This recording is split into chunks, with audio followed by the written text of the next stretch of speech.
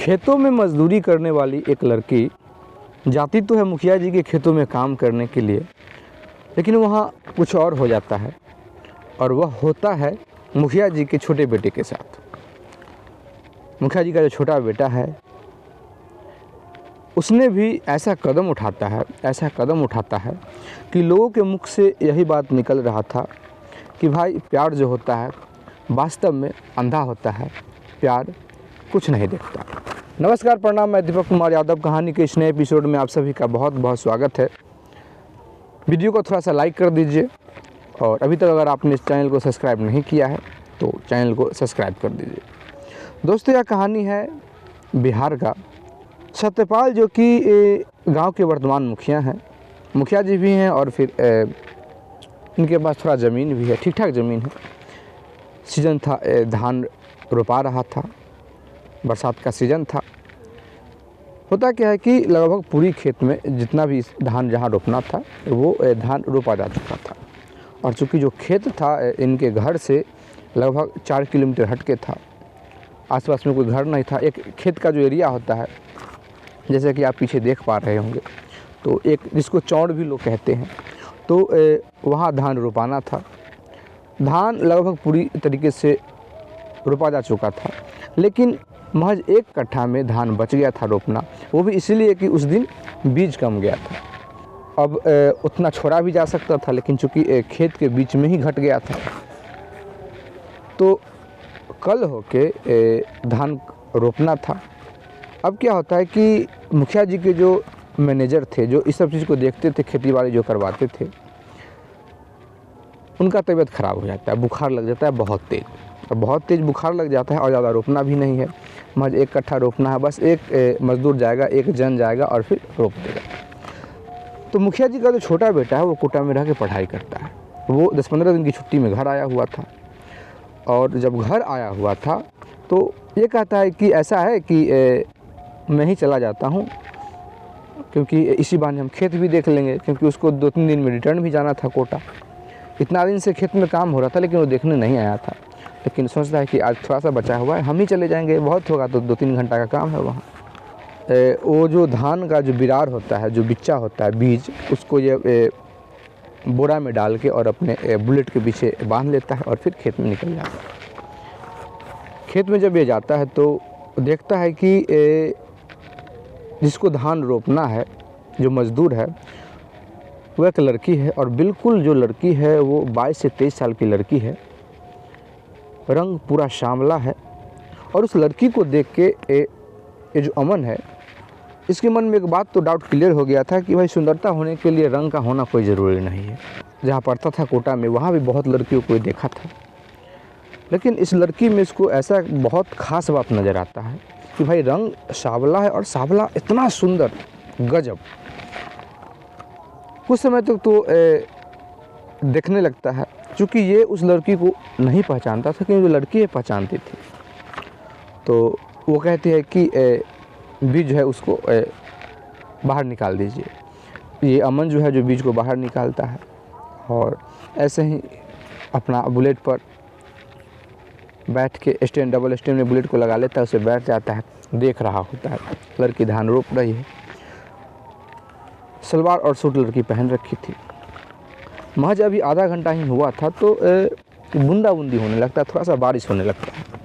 बारिश जब होने लगता है, चूँकि बारिश का सीज़न था, तो ये जो अमन था अपने साथ छाता ले गया था, क्योंकि उसको पता था कि हो सकता है जो बारिश भी हो सकता है।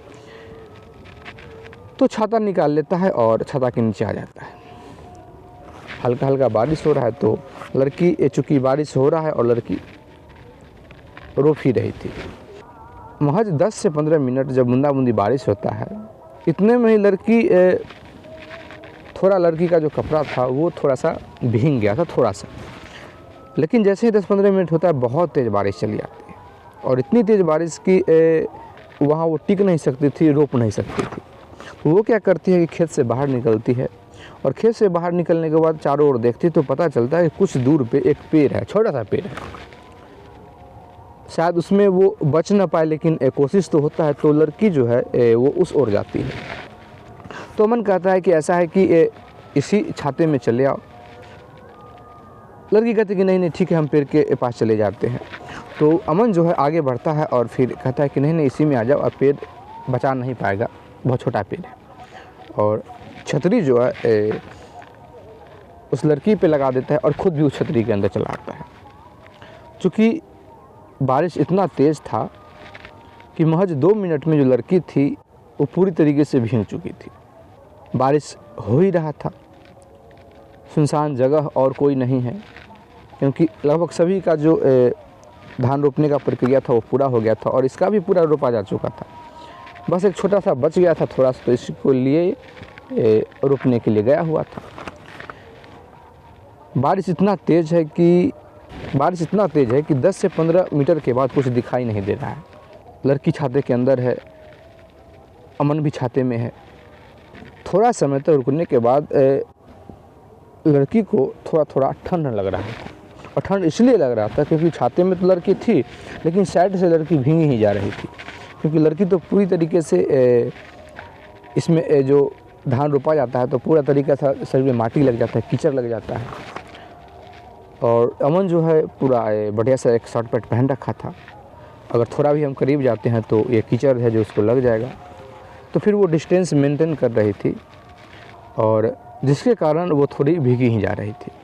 बारिश हो रहा था, थोड़ा देर में हवा भी थोड़ा चलने लगता है हल्का हल्का, जिसके कारण से पहले से तो भीगी हुई थी और हल्का हल्का पानी इसके शरीर पे आ ही रहा था। थोड़ा थोड़ा जो ये लड़की है इसको थोड़ा थोड़ा ठंड लगने लगता है, पानी से बचना चाहती है, थोड़ा सा आगे होना चाहती है। जैसे ही आगे होती है तो इसका जो हाथ है जो छाता वो पकड़े हुए था उसमें टच हो जाता है। टच होता है तो इसको थोड़ा सा गर्म लगता है, फिर ये थोड़ा बैक आती है, फिर वही खड़ी हो जाती है। फिर से जो है बारिश हो रहा था, भीगे ही जा रहा था।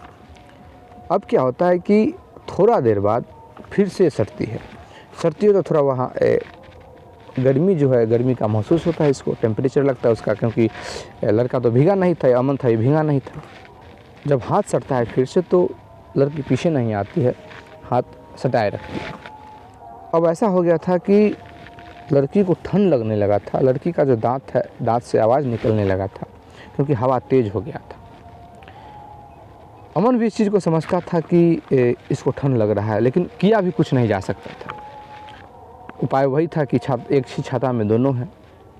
जब वो ज़्यादा ही थोड़ा थरथराने लगती है तो अमन जो है थोड़ा सा सटता है, थोड़ा सा खुद अब पहल करता है, थोड़ा सा सटता है। जैसे ही सटता है तो लड़की जो है उसको थोड़ा अच्छा लगता है, क्योंकि शरीर में ठंड लग रहा है और कोई गर्म चीज़ अगर हाथ में सटे, शरीर में सटे तो स्वाभाविक है कि अच्छा लगना।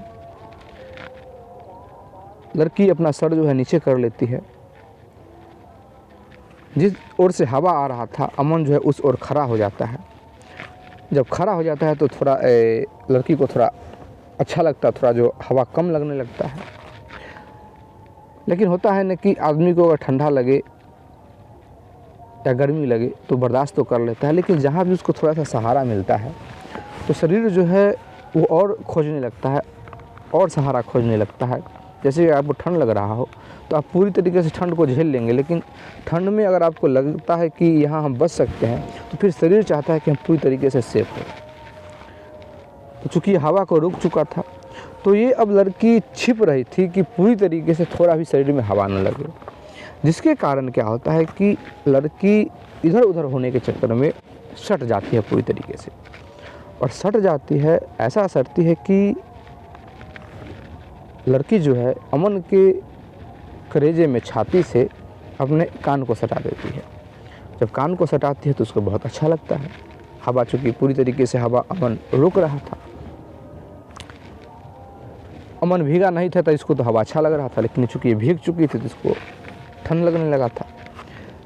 अमन भी एक पहल करता है कि अपना हाथ लेके और लड़की के सर पे रख देता है। जैसे ही सर पे रखता है तो लड़की दोनों हाथ से इसका शर्ट को पकड़ के और चाहती है कि किसी प्रकार से अपने सर को उसमें छुपा लें, मतलब उसके सीने में अपने सर को डाल लें। अमन भी ऐसे ही पकड़ लेता है, गले लग जाता है। कोई बातचीत नहीं है, ऐसा नहीं कोई बातचीत नहीं है, बस शुरू में जो बात किया था कि इसी क्षेत्र में आ जा, छता में आ जा, यही बातचीत है। लेकिन अमन जो है देखे ही जा रहा है, देखे ही जा रहा है। अमन नाम पूछ लेता है बस कि तुम्हारा नाम क्या है, तो कहते कि शोभा नाम है हमारा। फिर कोई बातचीत नहीं है। लड़की पूरी तरीके से अमन के कलेजे में अपना सर रख के छिप रही है, अपने हाथों से भी कान को पकड़ रखी है, कान दबा रखी है, और अमन भी है जो ऐसे कंधे पर हाथ फेर रखा है। बारिश रुकने का नाम ही नहीं ले रहा है, बहुत तेज़ बारिश है। अमन शोभा को देख रहा है, शोभा जो है अमन को देख रही है। दोनों एक दूसरे को देख रहे होते हैं। चूँकि शोभा भीग चुकी थी तो इसके बालों में जो थोड़ा पानी था वो इसके पलक पे, आँख का पलक पे टपकता है, फिर वो पानी है जो ओठ पे आता है। ये भी इस चीज़ को बारीकी से देख रहा था। शोभा भी अमन को देखी जा रही थी। बारिश लगभग 3 घंटे तक होता है। पूरा जो खेत था जलमग्न हो जाता है। ऐसा स्थिति हो गया कि अब रोपा नहीं जा सकता है। जो पहले से कुछ रोपा जा चुका था वो भी अधिक पानी होने की वजह से थोड़ा उखड़ गया था। अब क्या होता है कि बारिश ख़त्म होती है। शोभा कहते हैं कि आज रोपनी नहीं होगा, कल होगा, क्योंकि पानी जब तक हटेगा नहीं तब तक रोपनी होगा नहीं। अमन भी कुछ नहीं कहता है। अमन कहता है कि ठीक है चलो मैं तुमको छोड़ देता हूँ। एक बार तो वो मना करती है कि नहीं हम चले जाएंगे, लेकिन दूसरी बार चूँकि वो मना नहीं कर पाती है, अमन बैठता है बुलेट पे, शोभा पीछे से बैठ जाती है। शोभा बैठती है लेकिन उसको एक अलग प्रकार से फीलिंग आ रहा था, क्योंकि इन 3 घंटा में दोनों का अंदर का जो फीलिंग था वो जाग चुका था। मन ही मन वो भी कुछ सोच रहा था और मन ही मन ये भी कुछ सोच रही थी। लेकिन चूँकि दोनों के बीच में बहुत डिस्टेंस था, बहुत चीज़ का डिस्टेंस था। एक तो कास्ट का डिस्टेंस था, दूसरा है कि आर्थिक स्थिति का भी बहुत ज़्यादा डिस्टेंस था। होता है ना कि एक ज़मीन है तो एक आसमान है। लेकिन अब मन जो है, मन मानता नहीं है। मन तो किसी भी हद तक सोच सकता है। तो दोनों के मन में एक इमेजिनेशन हो ही रहा था। अमन जब बुलेट चला रहा होता है और शोभा जो पीछे से बैठी हुई है, तो अमन भी कुछ इसी प्रकार का सोच रहा है और शोभा भी शायद उसके भी मन में कुछ इसी प्रकार का बात चल रहा है। बात ये हुई थी कि कल फिर आना है और फिर कल रोपा जाएगा। अमन जो बीज था वो वहीं पे छोड़ देता है कि कल तो फिर आना ही है। कल होता है, अमन टाइम से पहले ही आ जाता है और वहाँ आके खड़ा हो जाता है जिस रास्ते से शोभा का घर जा रहा था। तो अमन जो है उसी रास्ते पे अपना बुलेट लगाए रखा है। शोभा उधर से आती है। शोभा आती है और चुपचाप बुलेट पे बैठ जाती है। सबको पता है कि भाई रोपने जा रही है। बैठ जाती है। अमन खेत की ओर निकल देता है। जब खेत की ओर निकल देता है तो थोड़ा देर बाद जाके शोभा जो है अमन में सटती है। चूँकि जब पहले बैठी थी तो बहुत डिस्टेंस लेके बैठी थी, दूरी लेके बैठी थी, लेकिन थोड़ा आगे जाके दोनों सटते थे। जब सटते हैं तो ऐसा अमन को लगा कि भाई बहुत हाई टेम्परेचर है, मतलब शरीर बहुत गर्म है। अमन पूछता है कि तुम्हारा शरीर बहुत गर्म है, कोई मतलब स्वास्थ्य खराब है क्या? तो शोभा कहती है कि बस ऐसे ही बुखार लग गया है। जैसे ही अमन ये बात सुनता है तुरंत अपने बाइक को, जो बुलेट है उसको रोकता है और कहता है कि जब तुम्हारा स्वास्थ्य खराब है, बुखार लगा हुआ है, तो फिर तुमको आने की क्या आवश्यकता थी? क्यों आई तुम? तो शोभा जो है अपना सर नीचे कर लेती है और शोभा कहते हैं कि मुझे नहीं पता कि हम क्यों आए। इस चीज़ को देख के अमन भी कुछ नहीं बोल पाता है। मन ही मन अमन भी समझ रहा था। वो बाइक को टर्न करता है, घुमाता है और फिर कहता है कि ठीक है चलो पहले दवाई ले लेते हैं। बुलेट पे बैठाता है और फिर मार्केट में निकल जाता है। जब मार्केट में निकलता है और फिर एक मेडिसिन से दवा लेता है और फिर दवा खिलाता है और कहता है कि चलो थोड़ा सा होटल में खाना खा लेते हैं। होटल में जाते खाना पीना खाते हैं। फिर अमन जो है इसको लाके वहीं पे छोड़ देता है।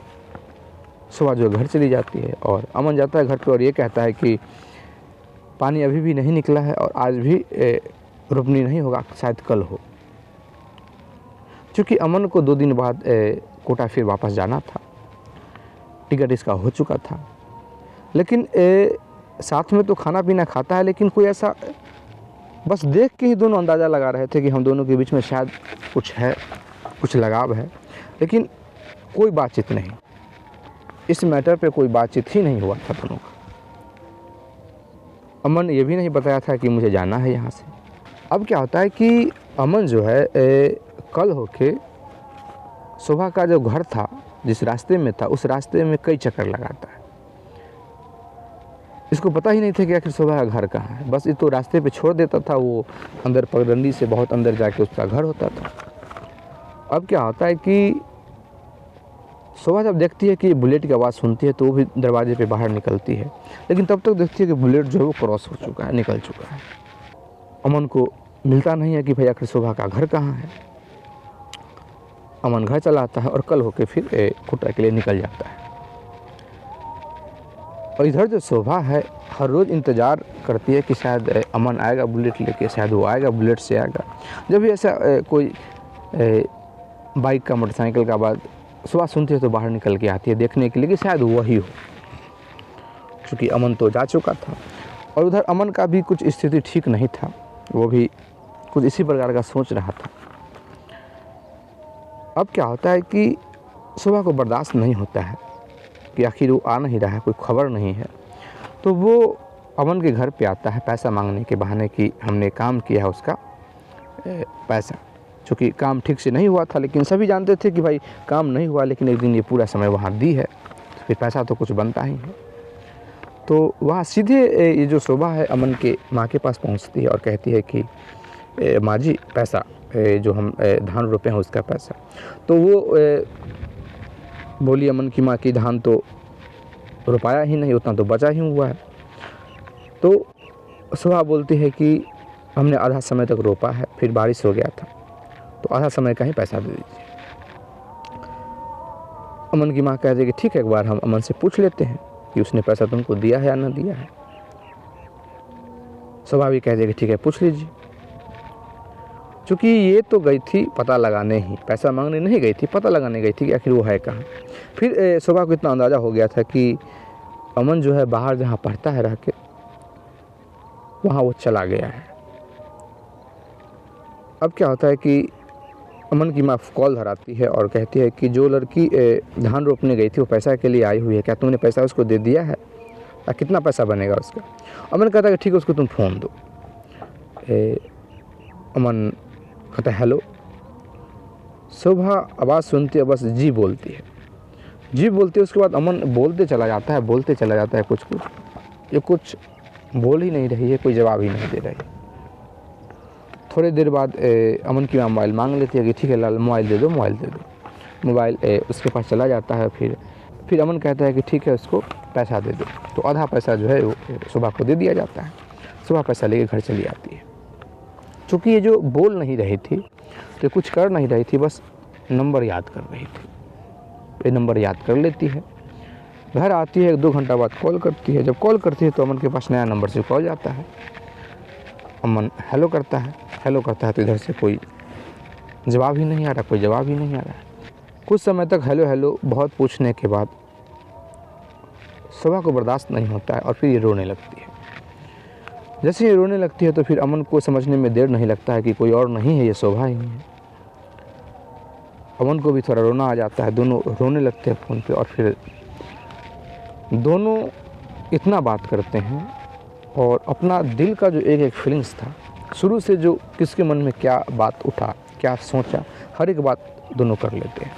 फिर दोनों में जो फ़ोन का सिलसिला है वो चलने लगता है, बातचीत होने लगता है। इधर अमन था, इसको भी मन नहीं लग रहा था, क्योंकि जब से प्यार का इजहार हुआ तब से एक बार भी मुलाकात नहीं हुआ।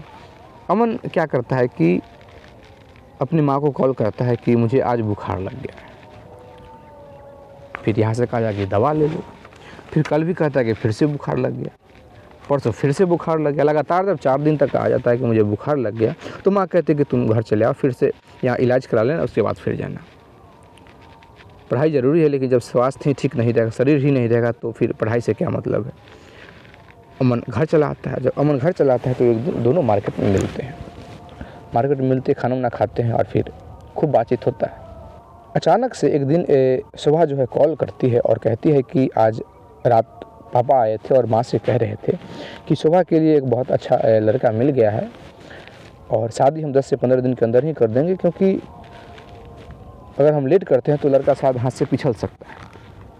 बहुत अच्छा रिश्ता है और दहेज भी नहीं लग रहा है, शायद शोभा की सुंदरता से वो इसको देख चुका है और फिर इसलिए वो हाँ कर दिया है। सुबह में अमन को ये बात कही थी। अमन पूरा दिन ये बात सोचता है। शाम को शोभा को कॉल करता है कि तुम मिलने के लिए आओ। जगह बताया गया था। अमन जाता है रात में। शोभा वहाँ आती है। शोभा आती है, शोभा रोने लगती है। जब शोभा रोने लगती है, अमन कहता है कि क्या करें। शोभा कहती है कि मुझे नहीं पता है कि क्या करना है, तुम देख लो कि क्या करना है। अमन कहता है कि ठीक है, अभी चलो। शोभा 1-2 बार मना करती है कि अभी ऐसे हाल में इस एकाएक हम कैसे जा सकते हैं। अमन कहता है कि कोई और रास्ता नहीं है, अगर तुम मेरे साथ चल सकती हो तो चलो, बाकी जो भी जिम्मेवारी है हमारी। शोभा उसी समय गाड़ी पे बैठ जाती है। अमन गाड़ी को सीधा लेके जाता है पटना स्टेशन पे, गाड़ी को लगा देता है जहाँ बाइक को लगा दिया जाता है और फिर वहाँ से सीधा ट्रेन पकड़ता है, कोटा के लिए निकल जाता है। अपना मोबाइल को बंद कर लेता है। जैसे ही सुबह होता है तो यहाँ लड़की का खोजबीन जारी है। पता लगाया जाता है कि आखिर ये कहाँ जा सकती है, किसके साथ जा सकती है। फिर पता चला कि किसी ने बाज़ार में इसको 2 दिन देखा है। एक दिन तो दवा उस समय भी देखा था और फिर 2-3 दिन पहले भी बाज़ार में देखा गया और देखा गया है मुखिया जी के बेटे के साथ। जब ये बात फैला तो कोई देखा था तो इन्फॉर्मेशन दिया। फिर जब मुखिया जी के बेटे का पता लगाया जाता तो पता चला कि वो भी यहाँ आया हुआ था और उसी दिन से वो भी गायब है। किसी को समझने में देर नहीं लगता है कि आखिर अमन ने ही शोभा को लेके भागा है। मुखिया जी के लिए भी बहुत समस्या का बात था और दोनों के लिए समस्या का बात था। वो अब कुछ लोगों को जमा करके, जो शोभा के पिता हैं वो मुखिया जी के यहाँ आते हैं। मुखिया जी कहते हैं कि देखिए भाई, बात ऐसा है कि जितना आप लोग जानते हैं उतना मैं भी जानता हूँ, उससे ज़्यादा मैं भी नहीं जानता। लेकर भागा है, बहुत बड़ा गलती किया है और हम उससे गलती में किसी प्रकार से शागिर्द नहीं है, साथी नहीं है। आप लोग जो फैसला देंगे हम करेंगे। तो सभी लोग यही कहते हैं कि मुखिया जी, अच्छा तो यही होगा हम लोगों के लिए, क्योंकि हम लोग साथ में रहने वाले लोग हैं, कि जितना जल्दी हो ऐसा कोई जुगाड़ कीजिए कि लड़की रिकवर हो जाए, लड़की वापस चली आए। क्योंकि सभी कहते हैं कि ये रिलेशन हो नहीं सकता है, हम चाह के भी इस चीज़ को एडजस्ट नहीं कर सकते।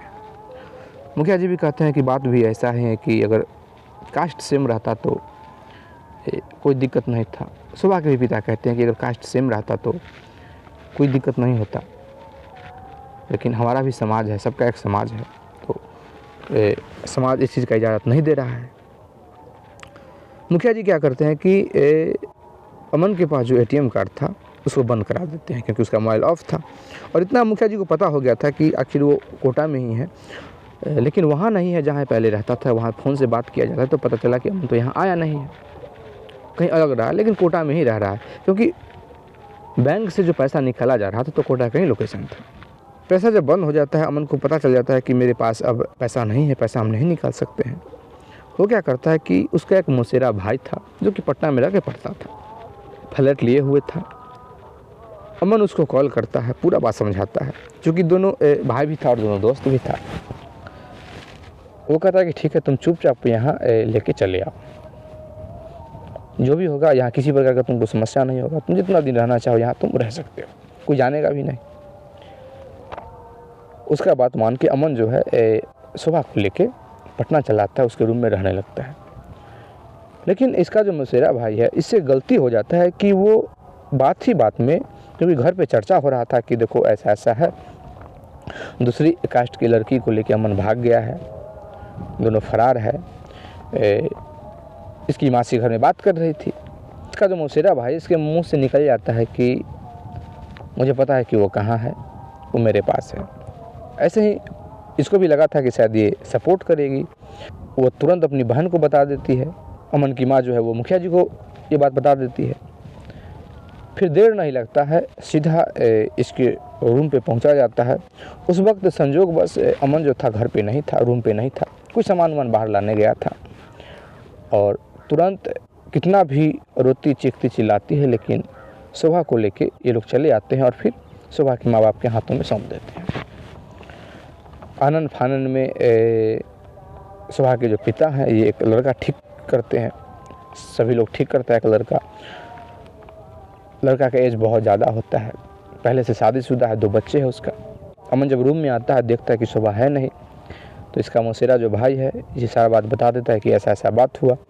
इसका जो मौसेरा भाई एक बात कहता है कि शोभा का शादी आज के ही आज होगा, क्योंकि जब यहाँ से वो गया है तो शायद वो शादी की तैयारी वहाँ कर रहे हैं और आज ही शादी होगा उसका। अब अमन का दिमाग ही नहीं काम कर रहा होता है कि क्या करे, बहुत रोने लगता है। पहले तो इसका जो मौसेरा भाई समझाता है कि यार छोड़ो, कोई बात नहीं है, हम लोग में वो सेट भी नहीं कर पाएगी, कास्ट दूसरा है, बहुत बात है, रहन सहन में बहुत फ़र्क है, फिर समाज क्या कहेगा कि जो लड़की खेत में काम करती है उससे शादी किया है। अमन बहुत रोने लगता है। जितना अमन रो रहा था इसको देख के इसका जो मौसेरा भाई है वो कहता है कि ठीक है चलो, एक ही रास्ता है, वो तुमको अपनाना होगा। अमन कहता है कि जो भी रास्ता होगा हम अपनाने के लिए तैयार हैं। इसका जो मौसेरा भाई है वो सीधा लेके अमन को महिला आयोग में चला जाता है और पूरा जो बात है महिला आयोग में समझा दिया जाता है कि ऐसा ऐसा बात है, और फिर ज़बरदस्ती उस लड़की की आज शादी कराई जा रही है। वहाँ कास्ट का भी मैटर रख दिया जाता है, एक तो महिला के साथ अत्याचार का बात, दूसरा की कास्ट का बात। तुरंत महिला आयोग जो है एक्शन में आती है और पुलिस टीम को लेकर सीधे शोभा के घर पे चली आती है। तो यहाँ जब आती है तो पता चलता है कि यहाँ शादी की तैयारी है और आज ही शादी यहाँ कराई जाएगी। और मैंने एक और बात वहाँ कहा था कि हम शादी कर रखे हैं, मंदिर का कुछ फोटो भी दिखाता है, क्योंकि जब ये कोटा में गया था तो कोटा ऐसे नहीं रहा था, दोनों शादी कर लिया था, कोटा जाते जाते ही शादी कर लिया था। शोभा के घर पे महिला आयोग की टीम जाती है, पुलिस भी आती है, शोभा को रिकवर कर लिया जाता है, शोभा से पूछा जाता है, शोभा ने सारा बात बता दिया। अमन से पूछा जाता है कि भाई क्या करना है तुमको, तो अमन कहता है कि मैं तो शादीशुदा हूँ, लेकिन फिर भी समाज के सामने एक बार और शादी करना चाहता हूँ ताकि सभी लोग का जो कुछ भ्रम है वो दूर हो जाए। उसी जगह पे, उसी स्थान पे पुलिस के सामने में फिर से शादी कराया जाता है। शोभा के जो पिता हैं वो कहते हैं कि हमें इस लड़की से कोई मतलब नहीं है। तो एक पुलिस जो अधिकारी हैं वही कन्यादान करते हैं, शादी करवाते हैं शोभा के घर पे ही, क्योंकि बड़े बड़े अधिकारी आ चुके थे, क्योंकि ये मामला बहुत हाईलाइट हो चुका था। यह बात जब मुखिया जी को पता चलता है, मुखिया जी थोड़ा विरोध करते हैं, लेकिन चूँकि जनप्रतिनिधि है तो ज़्यादा विरोध नहीं कर पाते हैं अधिकारी के सामने में, चूँकि अधिकारी के सामने में आप इस प्रकार से जाति पाति का जिक्र नहीं कर सकते हैं। मुखिया जी से महिला आयोग पूछती है कि क्या आप इसको अपना बहू स्वीकार करते हैं। मुखिया जी कहते हैं कि हमको कोई मतलब नहीं है, इसका घर है, ये चाहे तो वहाँ रह सकता है, ये चाहे तो वहाँ अलग भी रह सकता है, इसका मर्जी है। अपने बेटे के बारे में मुखिया जी कहते हैं कि हमको इससे कोई मतलब नहीं है, क्योंकि जो लड़का हमारा बात नहीं माना तो फिर उसके लिए हम क्या कर सकते हैं। महिला आयोग अमन से पूछती है कि भाई तुमको क्या करना है। अमन कहता है कि हम अलग ही रहेंगे, घर नहीं रहेंगे। सुबह को लेकर अमन जो है बाहर निकल जाता है, पटना में ही रहने लगता है, ट्यूशन पढ़ाने लगता है, खुद भी पढ़ता है, क्योंकि घर से आमदनी का जो स्रोत था वो बंद हो गया था। खुद भी पढ़ रहा होता है, ट्यूशन भी पढ़ा रहा होता है। सुबह जो है घर का खाना वाना बनाती है, दोनों साथ में रहने लगते हैं। 1 साल कड़ी मेहनत करने के बाद ये जो अमन है दरोगा का एग्ज़ाम जो है निकाल लेता है। जब दरोगा का एग्ज़ाम निकालता है, जब ये बात सबको पता चलता है तो सभी लोग प्रसन्न होते हैं और सब यही कह रहे थे कि पढ़ तो बहुत दिन से रहा था, लेकिन जुनून इसके अंदर में तभी आया जब इसने शादी किया। समाज या माँ बाप तभी तक किसी को एक्सेप्ट करते हैं जब तक उनको यह लगता है कि इससे हमारा सम्मान बढ़ेगा। अगर उनको लगता है कि इसके कारण हमारा सम्मान जा रहा है, माता पिता अपना फर्ज तो निभाते हैं, लेकिन इस चीज़ का भी ध्यान रखते हैं कि लोग इसके वजह से हमें बदनाम ना कर दे। लेकिन जब उसी व्यक्ति को, उसी समाज को यह पता चलता है कि इसके कारण से हमारा जो सीना है जो ऊंचा हो रहा है, हमारा नाक बढ़ रहा है, तो फिर उसी व्यक्ति से अपना रिलेशन जोड़ के दिखाने लगते हैं, बताने लगते हैं कि ये मेरे गांव का ही है, मेरा भतीजा है, मेरा बेटा है, मेरा फला लगता है। दोस्तों, कदर इंसान का नहीं है, कदर है उसके अंदर के हुनर का, कदर है उसके अंदर के कला का। तो कदापि किसी भी व्यक्ति को यह बात नहीं सोचना चाहिए कि लोग हमें सम्मान दे रहे हैं, हमें इज्जत दे रहे हैं। भाई आपको इज्जत नहीं दे रहे हैं, आपके कला को इज्जत दे रहे हैं, आपके हुनर को इज्जत दे रहे हैं।